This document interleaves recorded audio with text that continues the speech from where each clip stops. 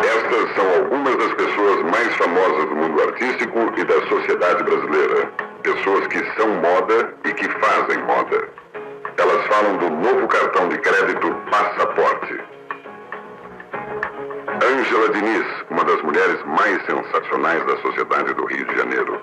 O cartão de crédito Passaporte era o que faltava no Brasil. Acho um luxo. Cartão de crédito Passaporte. Dinheiro novo. Dia e noite em todo o Brasil.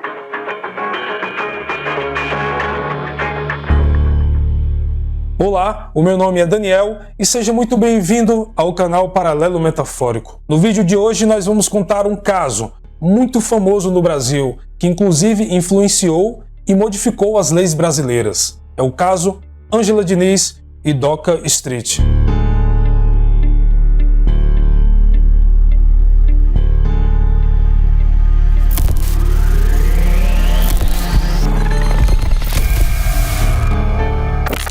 No dia 30 de dezembro de 1976, Doca Street, após intensa discussão com sua namorada, Ângela Diniz, a qual pôs fim ao relacionamento que durava aproximadamente 4 meses, desferiu 4 tiros contra a moça, 3 no rosto e 1 na nuca, deixando-a totalmente desfigurada. O motivo do crime foi a não aceitação da escolha de Ângela em terminar o relacionamento, razão pela qual foi considerado um homicídio passional, e a tese defensiva articulada foi legítima defesa da honra com excesso culposo. Mas você acha que Doca Street realmente matou por amor?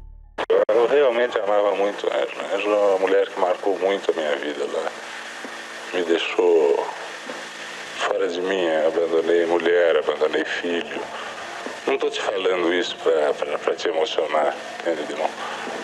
Estou te contando a verdade. Doca Street e Ângela Diniz se conheceram em agosto de 1976, durante um jantar realizado pela elite paulistana. No mesmo instante em que se viram, perceberam uma grande sintonia entre os dois. Um mês depois, apaixonado, Doca abandonou sua esposa e filhos para viver sua paixão com Ângela. Assim, o casal passou a morar numa casa que Ângela tinha na Praia dos Ossos, em Armação dos Búzios, no estado do Rio de Janeiro. Desde então, a socialite começou a bancar todos os luxuosos gastos do casal.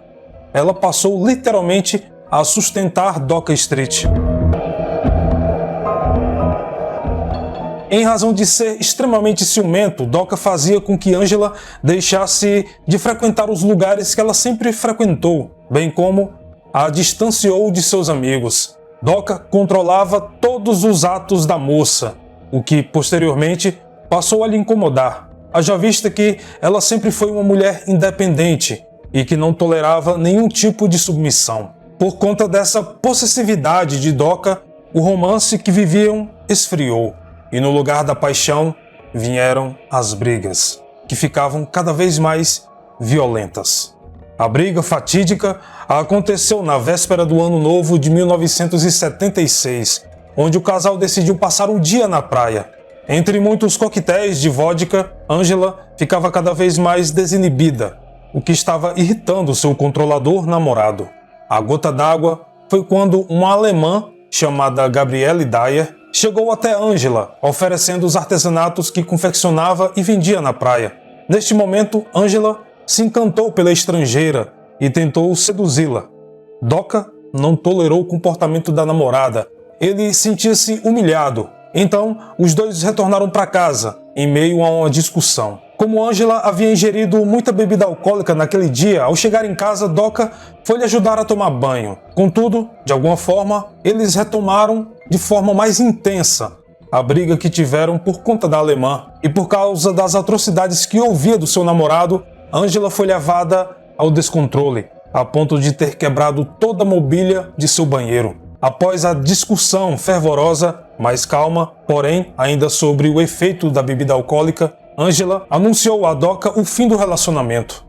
Inconformado, ele tentou insistentemente convencê-la de que essa não era sua vontade, pois a moça estava em estado de embriaguez, além de argumentar que ele a amava de forma tão intensa que não conseguia controlar o seu próprio ciúmes. Entretanto, Angela estava decidida. Ela não queria mais aquele relacionamento abusivo. Assim, o rapaz pegou seus pertences e foi embora. Todavia, quando já estava a alguns quilômetros de distância da casa, Doca decidiu voltar para, mais uma vez, demonstrar a Angela que pôr um fim ao relacionamento era uma decisão precipitada. Ao retornar, Doca encontra Angela sentada perto da piscina, descansando. Ele se aproxima da moça e, de joelhos, chorando, pede perdão e pede também que ela reconsidere a sua decisão do término. Mas Doca não teve a resposta que gostaria de ouvir. Angela olhou em seus olhos e disse que, se ele quisesse ficar, teria que suportar dividi-la com outros homens e mulheres. Nesse instante, Doca ficou transtornado. Em sua mente, ele não poderia aceitar esse tipo de comportamento vindo de uma mulher. Seria humilhante demais para ele. A sociedade o julgaria como fraco. Afinal, ele era homem. Assim, movido pelo ódio que sentiu ao ouvir essa frase de Angela, quando a moça se levantou para ir ao banheiro, Doca Street, por trás, como o covarde que era, proferiu a seguinte frase: "Se você não vai ser minha, não será de ninguém." E em seguida, desferiu 4 tiros contra a mulher, deixando a arma de fogo no local do crime, ao lado do corpo da vítima. Após o crime, Doca Street fugiu para Minas Gerais.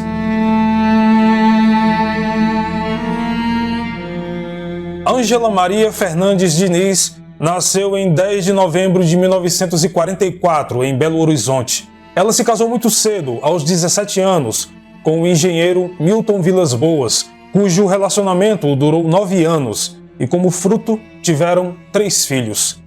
Em uma época em que o desquite era mal visto pela sociedade, Angela não teve dúvidas em pedir o divórcio quando percebeu que estava em uma relação infeliz. Ela era, de fato, uma mulher além de sua época. Era independente, bonita, inteligente, não aceitava submissões e não se importava com a opinião dos outros. Na flor da idade, ela queria ter uma vida bem agitada, mas por 3 vezes apareceu em noticiários da região por envolvimentos em condutas ilícitas. A primeira foi quando confessou o assassinato do seu empregado, alegando legítima defesa, haja vista que supostamente o mesmo teria tentado estuprá-la. Contudo, logo essa versão foi desmentida pelo seu namorado da época, Tuca Mendes, o qual assumiu a autoria do crime. Ele foi processado, julgado e absolvido.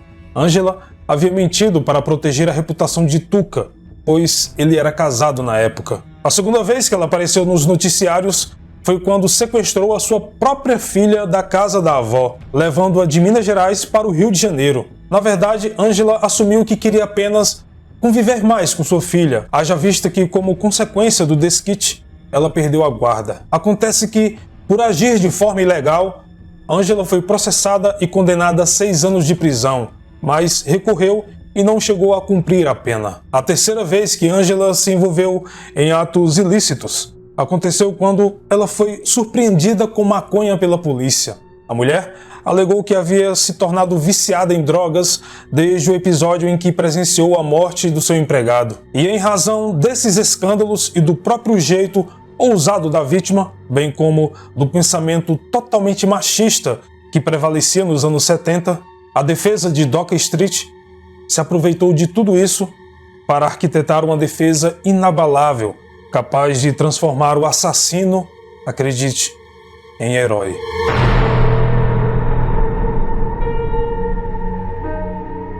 Posteriormente à execução do crime, Doca fugiu para recorrer à sua mãe, ficando escondido em um sítio localizado no município de Passo Lago, em Minas Gerais. Enquanto isso, seus pais foram atrás de um advogado que pudesse defendê-lo. A orientação dos advogados foi de que Doca não deveria se entregar à polícia, mas sim à imprensa, previamente avisada de sua aparição.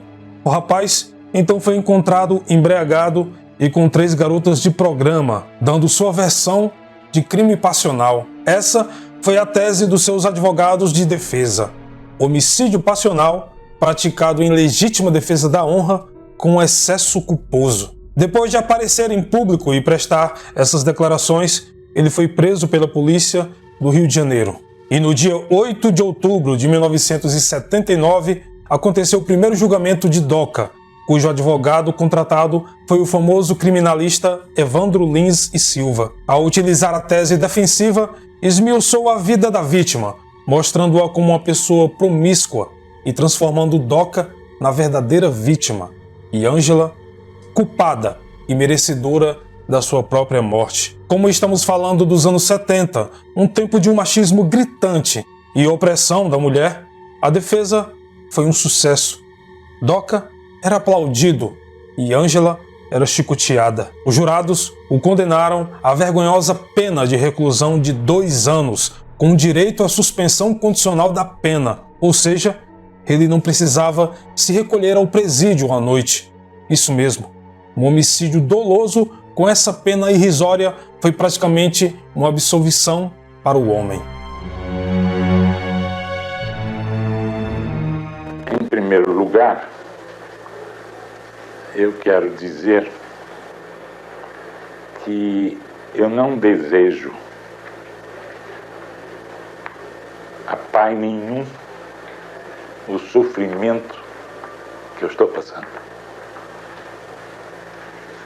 Que eu estou passando desde a hora que eu soube do acontecimento. Não desejo a pai nenhum, que é um sofrimento bárbaro. Era uma criatura, sim, tinha muita alegria de viver. Ela, para os filhos, ela foi uma verdadeira amiga. Eles tinham com ela os diálogos mais profundos. Eles não se conformam. Eles não estão sabendo, nem eles, meus netos, nem meus filhos, que eu estou aqui hoje dando essa entrevista. Eles não se conformam. Eu faço tudo para esconder das crianças o que eu posso, mas é impossível. Eles foram reprovados em 77. Ela foi assassinada em 76, em dezembro, e os 3 foram reprovados em 77. Tal o estado que essas crianças ficaram. Sobre a Ângela, eu não quero falar nada porque ela tem filhos. São crianças inteiramente inocentes, inteiramente não são culpadas de nada. Eu não quero fazer carga nenhuma a Ângela. A vida dela é bem conhecida por todos. Ela tinha direito de fazer da vida dela o que ela quisesse. Ela tinha direito de não viver mais com esse homem, que ela não queria viver mais com ele. É um direito que ela tinha. E ele quer fazer acreditar que a matou por amor.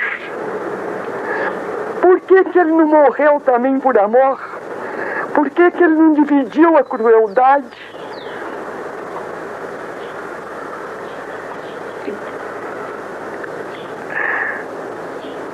Ela nos faz uma falta enorme. Ela era muito amiga, muito companheira.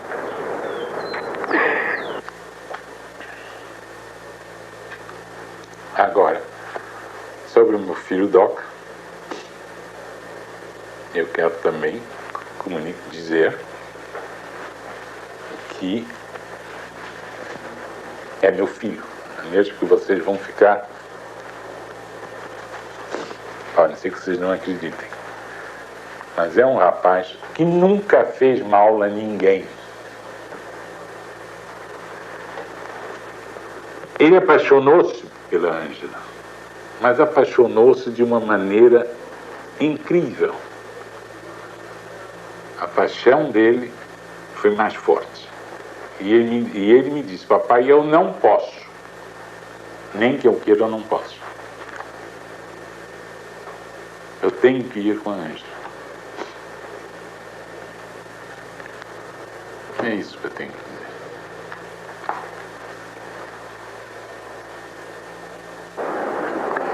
Eu sou católica praticante, toda a minha família. Eu tenho fé na justiça divina e na justiça dos homens. Não é possível que tanta barbaridade, tanta crueldade fique impune. A senhora vai ao julgamento? Vou. Inconformados, a família de Ângela Diniz e os advogados de acusação recorreram da decisão. Os movimentos feministas da época ganhavam voz. Todas as mulheres se sentiam injustiçadas. Todas estavam lutando pela memória de Ângela, não como uma pessoa imoral, mas como um ser humano que tinha o direito à vida, que tinha o direito de fazer as suas próprias escolhas. Foi quando, então, surgiu o slogan "Quem ama, não mata". Até o poeta Carlos Drummond de Andrade se manifestou em condolências à vítima, escrevendo a famosa reflexão: aquela mulher continua sendo assassinada todos os dias e de diferentes maneiras. Em razão disso, foi designado um novo julgamento, o qual ocorreu em novembro de 1981, figurando como advogado de defesa do réu o Dr. Humberto Teles. Dessa vez, o júri não entendeu que Doca agiu em legítima defesa da honra, mas sim que houve um homicídio doloso qualificado, razão pela qual ele foi condenado a 15 anos de reclusão. E desde então, a tese de legítima defesa da honra não é mais aceita, por ser o Instituto da Legítima Defesa incompatível com o bem jurídico honra.